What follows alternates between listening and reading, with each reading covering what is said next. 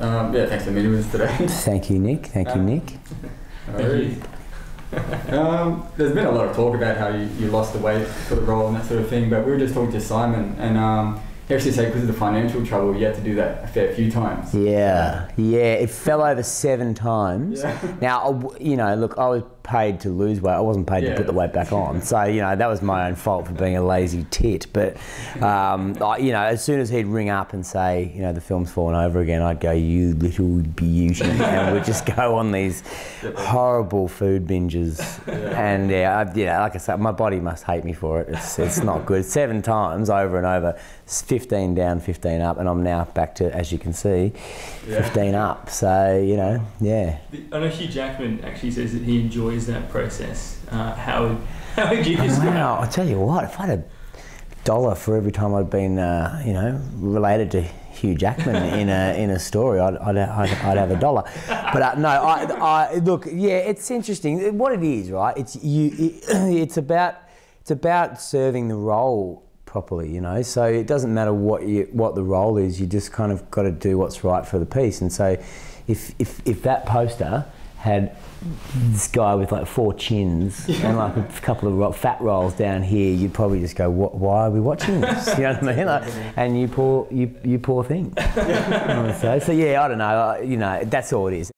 And what was it like working on a film, such a dramatic film, an emotional film, yet most of the actors come from comedic backgrounds, including Brendan Gleeson. So. Yeah, Brendan Gleeson, man, what a legend. He's a legend. And he's a lovely bloke and funny, he's such a funny guy. Yeah. And, you know, Sean McAuliffe. But Sean is a good mate of mine too, and all these blokes. And there's actually the starter at Belmont is Lawrence Mooney, who's probably one of the best stand-ups in Australia as well. And so you just got all these people there who are kind of going against their instincts a little bit on set, and kind of, because you got to respect this material, and you can't be cracking wires the whole time. If you're doing a comedy, it sort of helps with the vibe a bit, and you can get it all up. But if everyone's doing all this heavy kind of meaty drama stuff, you got to respect everyone around you, I suppose. But yeah, I tell you what, when it was all, you know, when we're not actually on set, it was a hoot. Yeah, it was really good. Brendan Gleeson, is he sort of as witty and funny as the guard character? Yeah, mate, he's good. Oh, well, you know, he didn't take any acid on set, but yeah,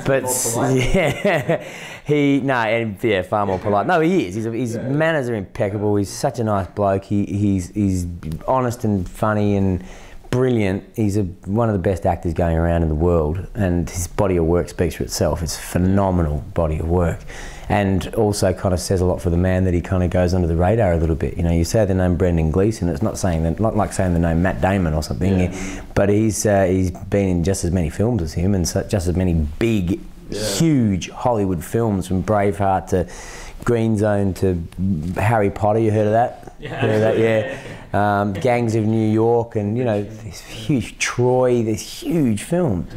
But he's not a celebrity. He still sits in his pub in Ireland and plays his fiddle, and you know, that sounded rude. That's not rude. Stop reading into that. He played an actual little mini violin.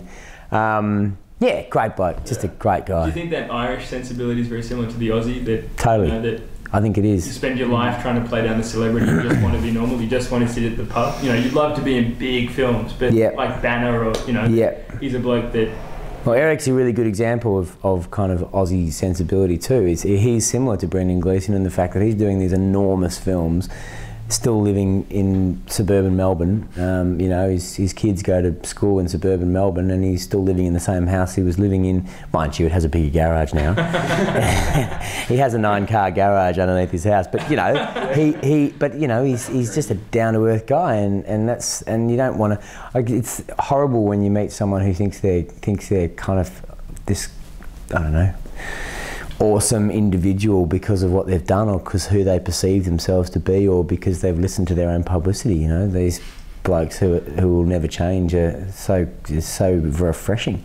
Yeah. It's really cool, and that's something you just want to emulate, and you hope that other people look at it and realise what a you know, simple thing it is to do, to actually realise that you can just be a good bloke and still get a lot of work done. Yeah. you know, we'd love to finish on a end how we began, in fact, or you began, is with the castle. Yes. What have you taken from that experience? Or even a prop? Is there a kind of pub gathering of such an annual, iconic, incredible film? Yeah, it is. I loved it. I love making it, and I love it. I think it's really funny, and it's so Aussie, and so so many characters in there that you recognise, and I didn't take any mementos out of it. But things that reminded you of good times. At Bonnie Doon, where the holiday house is, their sign that says "Welcome to Bonnie Doon" got stolen 14 times, and you know who you are.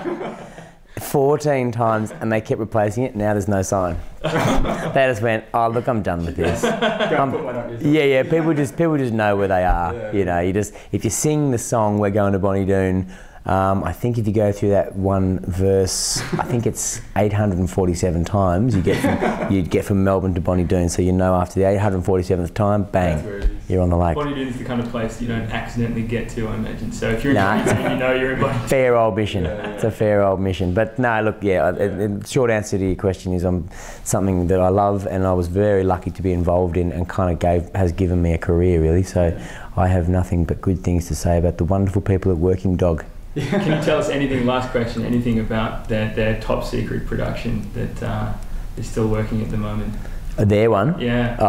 All I know is it's called Any Questions for Ben, and it comes out early in the year, and it will be another rip snorter you watch. It's their third feature. Their first two features in the top 15 all-time box office films in this country, and I think they are just brilliant, and whatever they do, they don't rush things out, they don't do things by halves, and whatever they do will be magnificent.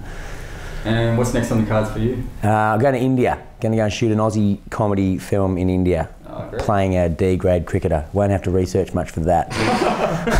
Sounds fantastic. Yeah, he can't bat very well, so I can play backyard cricket. But that's about it. Thank you so much for your time. Thank you, Nick and Nick. And Nick. Cheers.